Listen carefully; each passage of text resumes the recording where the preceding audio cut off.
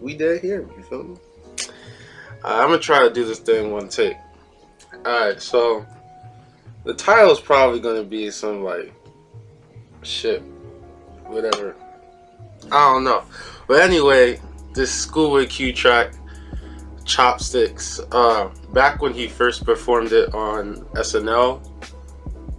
Yeah, it was either SNL or Jimmy Fallon. I made a video then, but then I was just like, you know, let me hold off. He was performing live. Maybe he was missing a few words or something just sounds off, you know. I'm gonna just wait for the official version to come out because I'm basically about to make the same video. So what I'm saying is the direction ScHoolboy Q is heading in from these singles is kind of scary. ScHoolboy Q is by no means average, but these last two singles are. And he's always went for a more mainstream sound. Out of everybody in Black Hippie, back when Top Dog was just Black Hippie, he's always been the one who's had like more mainstream appeal. Even though Kendrick, you know, blew up first, he's always went more for the like party radio songs. That's always been Q's thing. But he still has those deep cuts on his album where there's a lot of creativity, and even in those singles for his album, you can still hear this is Q's sound. This is Q. You will not find the sound anywhere else. The singles for Oxymoron, amazing, like hype singles, like you can really turn up to. Man of the Year, Collard Greens, crazy shit. But still, this is Q's sound. There's a lot of creativity. Even the beats, there's a lot of creativity. These last two tracks is just like Num Num Juice and CHopstix. It's just like he threw away years of what seems like progress and just went for the most plain, laid back, just average like album rollout he could imagine. Like he's had these average songs on his albums before, like Hell of a Night, very mainstream sound song, very cheesy, it's too long, and everything about that song is just like but still it wasn't the single. And even if it wasn't the single, even if it was the single, it still has Q's sound to it. These two songs sound like they could have came from anybody at this point. Like the beats, like these beats, when you have a team like Digiphonics and all them other niggas on TDE, like if you have Soundwave at your like disposal, you don't just put out no Num Num Juice, bro. I don't know, that's just me. Like when I hear TDE, I expect some crazy shit, and it just feels like Q as an artist at this point, he just took a step back, like 10 steps back, because Oxymoron, the singles was crazy, and everything else on the album was crazy. Had a very unique sound to it. You're not gonna find another Break the Bank from another artist.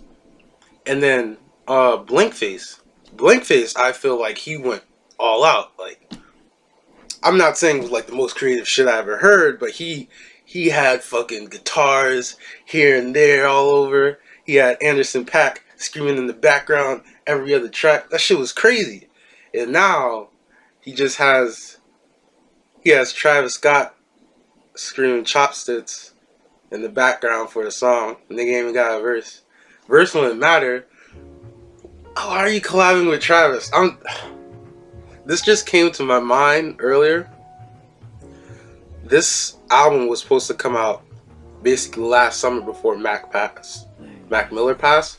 So maybe if he would have released CHopstix back then, when Astroworld came out at the peak of Travis's career, maybe that's what he was going for. But like, other than that, that shit is just like, bro, like you can't be associated with fucking everybody in Top Dog, ASAP Rocky, Tyler.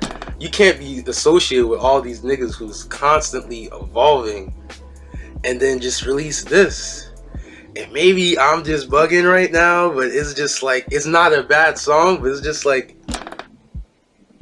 Q could do so much more. He is so much more as an artist than to just release this shit that anybody could release.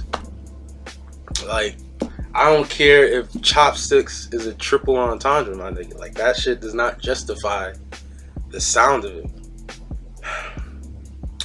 I don't know. It's very disappointing as a Q fan. But this isn't the fucking album, so this could just be a whole thing. This could be exaggeration, all that. But still, it's like, what are you doing, my guy? Like, come on. So yeah, hopefully,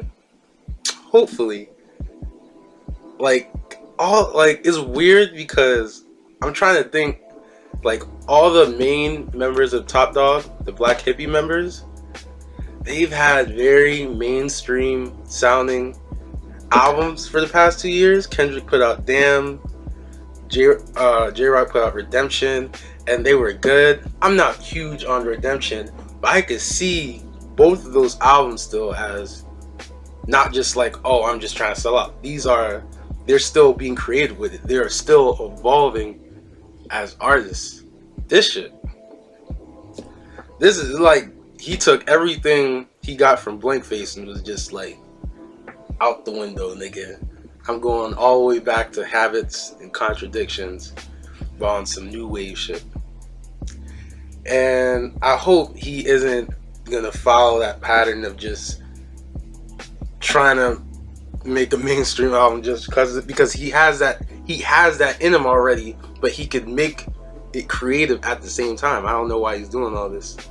So I'm hoping this Top Dog shit, this just hype sounds, I don't know. I hope this shit like is just a phase, like some teenager shit. But yeah, I've been rambling for the last minute. Video's over. Thanks for watching. Hopefully the album is better than these two singles, and maybe by the time the album come out, you know, put some new shit on it. Maybe he takes Travis off, maybe he extends it. Travis has a verse, some creative shit. I don't know. Main thing is production and lack of fucking, what's the word? The words they say in the background. Ad-libs, yeah. Lack of Q ad-libs. I miss that shit, bro. Where is that Q?